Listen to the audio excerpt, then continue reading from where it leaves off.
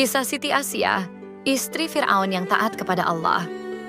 Pada zaman Mesir kuno, ketika Fir'aun memerintah dengan kekejaman dan mengaku sebagai Tuhan, terdapat seorang wanita mulia yang tinggal di dalam istananya. Wanita itu adalah Siti Asyah binti Muzahim, permaisuri Fir'aun. Meskipun ia hidup dalam kemewahan dan dikelilingi oleh kekuasaan duniawi, hatinya justru condong kepada kebenaran dan keimanan kepada Tuhan yang Maha Esa. Pertemuan dengan Musa alaihissalam. Suatu hari, istana Fir'aun gempar karena ditemukan seorang bayi laki-laki yang hanyut di sungai Nil.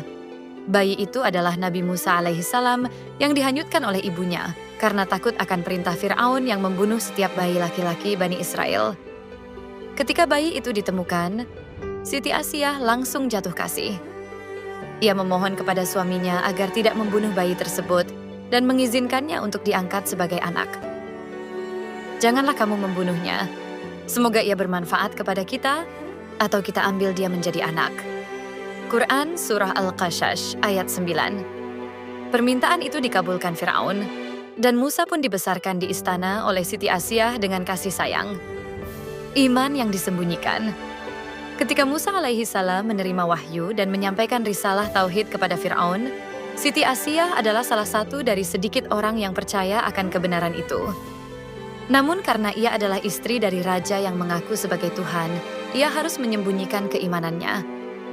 Siti Asyah menyembah Allah secara diam-diam, menjaga salat dan berdoa dalam sunyi. Ia tahu bahwa mengungkapkan keimanannya akan membawa bahaya besar. Namun, keteguhan hatinya kepada Allah tidak goyah, bahkan saat ia tahu konsekuensinya bisa sangat berat. Penyiksaan dan doa Siti Asyah. Akhirnya, Fir'aun mengetahui bahwa istrinya sendiri telah meninggalkan ajarannya dan mengikuti Musa.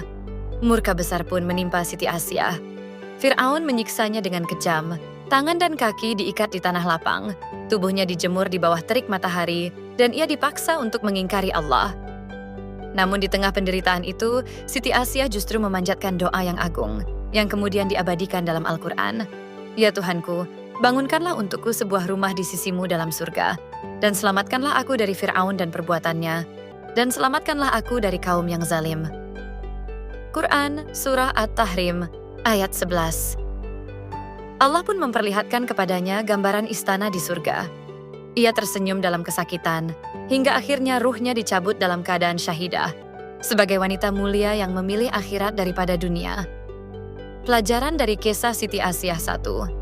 Keimanan sejati tidak tergantung pada keadaan atau status sosial. Meski menjadi istri raja, Siti Asyah tetap memilih kebenaran. 2. Kesabaran dalam menghadapi cobaan adalah kunci menuju kedudukan tinggi di sisi Allah. 3. Doa yang tulus dari hati yang berserah dapat mengangkat derajat seseorang hingga menjadi contoh bagi seluruh umat manusia. Siti Asyah adalah satu dari 4 wanita terbaik sepanjang masa.